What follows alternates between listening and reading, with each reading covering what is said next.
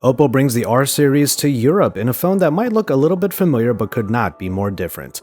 Hey, it's Joshua Vergara. What's going on, everybody? And this is Pocketnow bringing you a first look at the OPPO RX17 Pro. Now, the RX17 Pro is basically derived from the R17 Pro. The naming convention had to be a bit different for Europe, but this is essentially the R17 Pro that you might have seen a little while ago.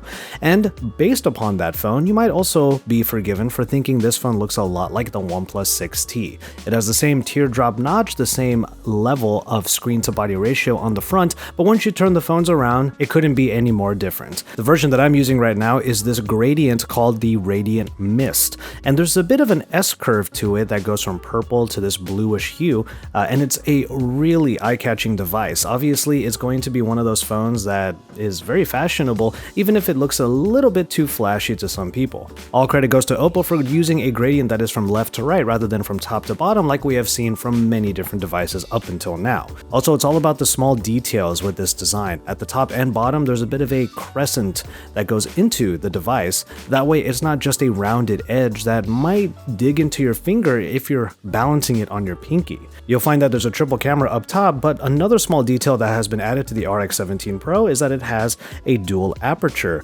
You can actually see it moving right now depending on what mode you're going for, as the camera is going to detect what best setting to use for the scene it is looking at. But let's head back to that front where you see that little teardrop at the top, and that houses a 25 megapixel front-facing camera and allows for all of this screen to be available up front. That screen is a 6.4-inch AMOLED display coming in at Full HD Plus resolution and covered in Gorilla Glass 6. Underneath that surface, you get a Snapdragon 710 with the Adreno 616 for graphics, and then you can get different SKUs for 6GB, 8GB of RAM, and then all versions have 128GB of onboard storage. The battery is 3700 mAh in capacity, but you can charge it up really quick using the Super VOOC charging.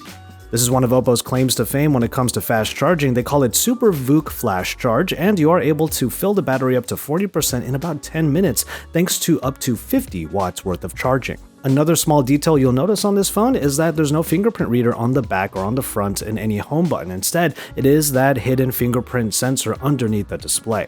And of course, if you're not going to use the fingerprint sensor, there is a face unlock, which is really quick. You can even set it up so that you can just lift the phone, it will turn on the screen, look for your face, and get you right into the operating system.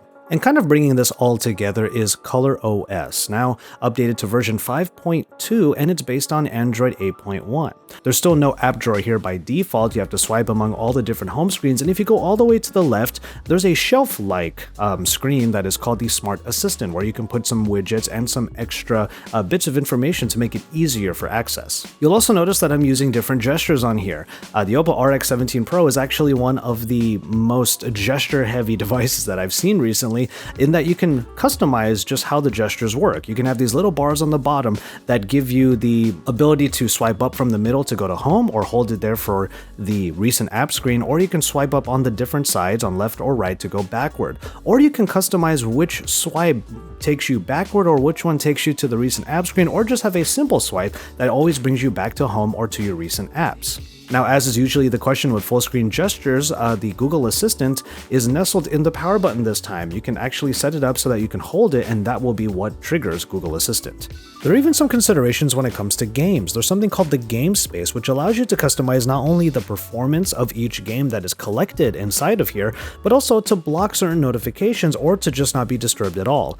I like the idea that you can block just the banner notifications, so you're still going to get vibrations and sounds coming into the device, but you're not going to have your game occluded by a banner that comes down from the top. But now we can talk about the camera array. We'll start with the front-facing shooter, a 25 megapixel f2.0 aperture shooter that allows for not only high-quality selfies, but also a lot of beautification modes and AR stickers. Now, let's talk beauty modes first. What you can do is get straight into the beauty modes when looking through the front-facing camera in order to change different things like the shape of your face, how slim your face is, what kind of jawline you have, and you can basically make yourself look very different from who you really are. Every time I use a beauty mode like this, it makes me hate myself. There are also AI beauty modes that will just pick the levels for you if you just have that option on. One thing that's interesting about the front-facing camera, especially for video, is that you can apply the beauty modes while recording.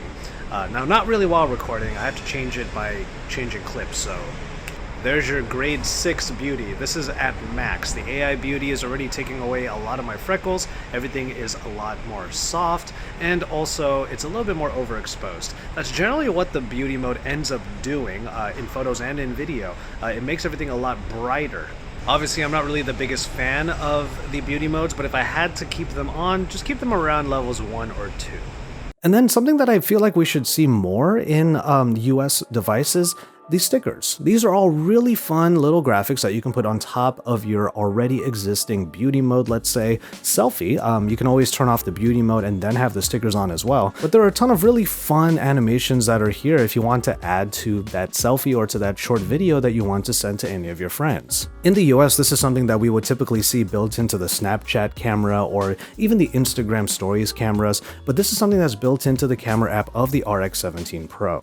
And now we can get to the rear cameras. The big addition there is one that I'll get to in a second, mainly because it's actually not available for usage just yet. But the main shooters are a 12 megapixel and 20 megapixel combination, where the 12 megapixel shooter has an f1.5 or f2.4 smart aperture, dual aperture function.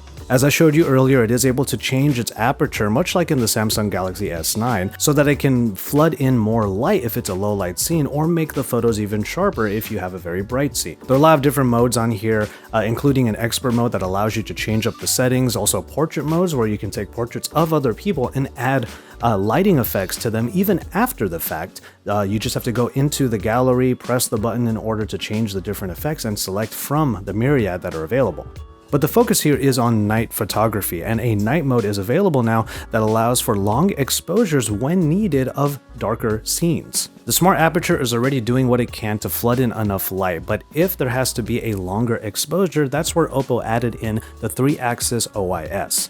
And that allows for up to 3 to 4 seconds worth of exposure to be done in one shot. And even if you're holding the phone in place, then you don't have to worry too much about your jitters actually making a blurry picture. And that final large sensor at the top is what they call a TOF camera, a time of flight camera. Now, this is supposed to provide some apparatus for 3D scanning. Now, unfortunately, the ability to do so is not available yet on the unit that I'm using. It's still coming in an OTA update. So being able to make 3D scans of something by basically walking around it with the camera pointed at your object, that's something that I can't really show right now. But what the TOF camera is also able to do is help along with the night mode shooting. As the announcement of the RX17 Pro in Europe is being done right now, obviously the unit that I'm using is pre-production. So once I get my hands on a full review unit, I'll do some 3D scanning, but what I really want to do is make sure I do a lot of those night shots to see how they turn out. You can look forward to more of that coverage, not only here, but also on my own channel. And so there you have it, a look at a new phone coming out in Europe. OPPO's R line finally comes to a brand new market, and it's kind of doing so with a splash. It may not have the absolute best specifications across the board, but there are a lot of considerations in the RX17 Pro, those small details that do make it stand out from the rest. Whether it be the design, the camera, 3D scanning even, as it comes in a future OTA update, and even those stickers that are available if you want to have some extra fun with your selfies. There's a lot to like in the RX17 Pro, and we're looking forward to getting our hands on a final review unit. So keep it tuned to Pocketnow for that review and for all of the coverage on OPPO's brand new device. And you can look forward to even more from us all here and also at my own channel, youtube.com/Joshua Vergara, so you can see all of the different perspectives on all of this tech. As we continue on, I'll see you on the next video, and remember to enjoy your tea, everybody.